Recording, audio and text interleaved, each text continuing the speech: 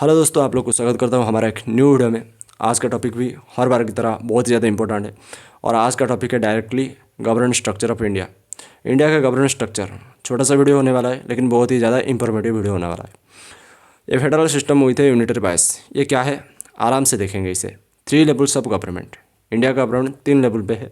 पहला union government, दूसरा state government और तीसरा है लोकल गवर्नमेंट। यूनियन गवर्नमेंट यानी कि पूरे देश के लेवल पे, पूरा देश को जो कंट्रोल करते हैं, जैसे कि president, first person of India, फिर prime minister, council of ministers. उसी तरह यहाँ पे स्टेट गवर्नमेंट पे गवर्नर हो गए, प्रेसिडेंट वहाँ पे, यहाँ पे गवर्नर, फिर प्राइम मिनिस्टर वहाँ पे, यहाँ पे CM, chief minister, council of minister यहाँ पे भी है।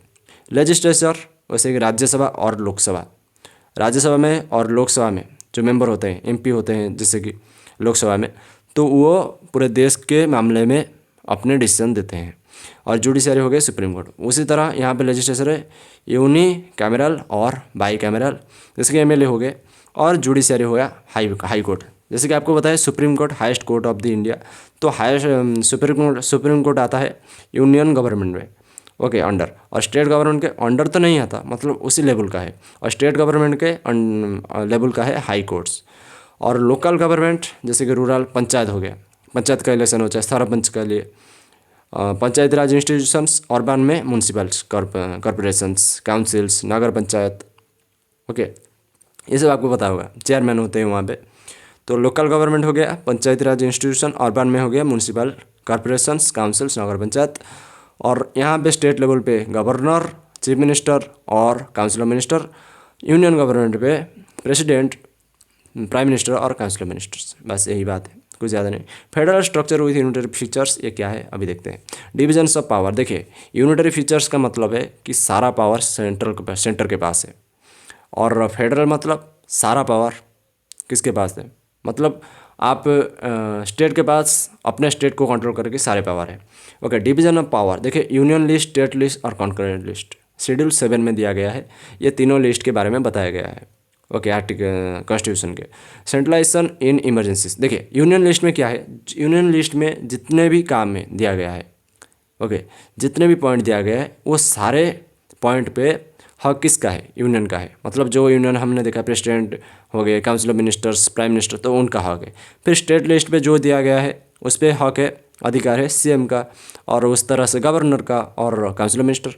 फिर कॉन्करेंट लिस्ट, यहाँ पे क्या है ना, यहाँ पे स्टेट भी कर सकता है, फैसला दे सकता है, काम कर सकता है, और यूनियन भी कर सकता है। लेकिन अगर दोनों आ गए ना एक साथ, तो यूनियन वहाँ पे आगे निकल जाता है, ओके। फिर आता है सेंट्रलाइजेशन इन इमरजेंसीज। देखिए आर्टिकल 350, बहुत ही इंपॉर्टेंट बात है, अगर आपको नहीं पता है तो आपको स्क्रीनशॉट ले लेना चाहिए। आर्टिकल 352 में दिया गया है, बताया गया है नेशनल इमरजेंसी के बारे में। आर्टिकल 356 में प्रेसिडेंट्स रूल मतलब स्टेट इमरजेंसी, और 360 जहाँ पे फाइनेंशियल इमरजेंसी के बारे में बताया गया है। 352 नेशनल इमरजेंसी। नेशनल इमरजेंसी अब तक हमारे देश में कितनी बार लगाए हैं, सिर्फ एक बार इंदिरा गांधी जी ने लगाए थे। और प्रेसिडेंट रूल एक बार लगा है, नेशनल इमरजेंसी पार्टली लगा था, और प्रेसिडेंट रूल बहुत बार लग चुका है। और फाइनेंशियल इमरजेंसी ये अभी तक नहीं लगा है, भगवान की कृपा से। और स्ट्रॉन्ग सेंट्रल अथॉरिटी, देखिए अभी तक हमने देखा कि स्टेट के पास पावर है, स्टेट लिस्ट में जो है, यूनियन के पास पावर है, लेकिन सेंट्रल अभी भी, मतलब इसी तरह से हम अगर देखें तो ये एक फेडरल स्ट्रक्चर है अपना देश का, लेकिन अभी भी स्ट्रॉन्ग सेंट्रल अथॉरिटी। कैसे है, ये जो तीनों के तीनों इमरजेंसी देखना आप, ये सेंट्रल ही, यूनियन गवर्नमेंट ही लगा सकता है। तो यूनाइटरी फीचर का मतलब यूनियन के पास बहुत ही ज़्यादा पावर है। Strongest central authority, controls defence उनके हाथ में है। उसी तरह फॉरेन अफेयर्स उनके हाथ में है, कम्युनिकेशन दूसरे देश के साथ उनके हाथ में है। तो सब कुछ उनके हाथ में है, स्ट्रॉन्गेस्ट फीचर दो है।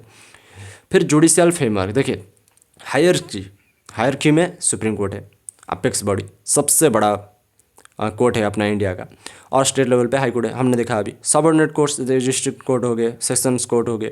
और इनका रोल क्या है, guardian of the constitution, constitution के गार्डियन है, कॉन्स्टिट्यूशन को ये सेव रखेंगे हमेशा।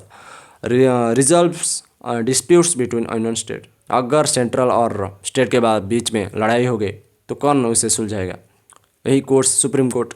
फिर इंश्योर्स जस्टिस फॉर सिटीजन जाते हैं डिस्ट्रिक्ट कोर्ट में जाते हैं या फिर हाई कोर्ट में जाते हैं, फिर अगर वहाँ पे नहीं बनती तो सुप्रीम कोर्ट में चले जाते हैं।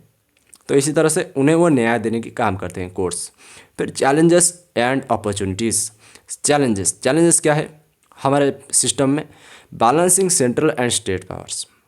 यहाँ पे हम ये बोल रहे हैं फेडरल सिस्टम है, स्ट्रक्चर है, लेकिन उसके साथ यूनिटरी बेस भी है। सेंट्रल को भी ज़्यादा पावर देना चाहिए, लेकिन स्टेट को भी पावर मिलना चाहिए। तो वहाँ पे हमें बैलेंस करना पड़ेगा। Strengthening local governance. हमारा लोकल गवर्नेंस स्ट्रेंथ नहीं है उनके पास। उनके जो ऊपर के लोग होते हैं, हायर लोग, तो वो जो बोलते हैं उन्हें वो करना पड़ता है मजबूरन। तो उसे हमें उन्हें स्ट्रांग करना पड़ेगा ताकि वो लोकल लेवल पे लोगों के लिए काम कर सके। फिर रिड्यूसिंग ब्यूरोक्रेटिक इन्फ्लुएंसिंग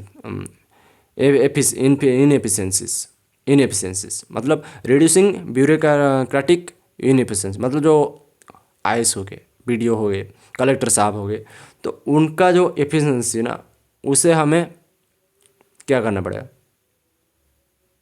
बढ़ाना पड़ेगा। मतलब उनका काम का एफिशिएंसी तो बढ़ाना पड़ेगा, लेकिन वो ऐसा ना करेगी वो ही शासन करने लग जाएंगे लोगों के ऊपर, नेताजी को कुछ करने का मौका ही नहीं मिले। ऐसा भी हमें नहीं करना चाहिए। इसको भी हमने बैलेंस करना है। फिर अपॉर्चुनिटीज़ क्या है? डिजिटल गवर्नेंस, ऑब्वियस बात है, अब इस तो सब कुछ डिजिटल हो रहा है। फिर एम्पावरिंग ग्रास रूट्स डेमोक्रेसी और इंक्लूसिव डेवलपमेंट, कुछ ज़्यादा नहीं। लास्ट स्लाइड है conclusion. India's government structure is a unique blend of federalism and unity. Obvious बात है, हमने देखा फेडरल भी है, स्टेट के पास पावर भी है, लेकिन यूनिटी भी है, यूनियन के पास ज़्यादा पावर है। फिर designed to address its diversity while ensuring strong governance. हम डाइवर्सिटी को भी अपना बजाय रखेंगे, लेकिन उसके साथ हमारे गवर्नमेंट जो सेंट्रल गवर्नमेंट उसे भी स्ट्रांग रहना पड़ेगा। तो आज के लिए इतना ही। मुझे ये लग रहा है कि ये सबसे छोटा वीडियो है मेरे चैनल का। तो आपको अच्छा लगा होगा तो लाइक कर देना। अभी तक देखने के लिए धन्यवाद। चैनल पर नहीं हुआ तो सब्सक्राइब कर देना। तो मिलते हैं नेक्स्ट वीडियो में, तब तक के लिए रहते हैं नमस्कार।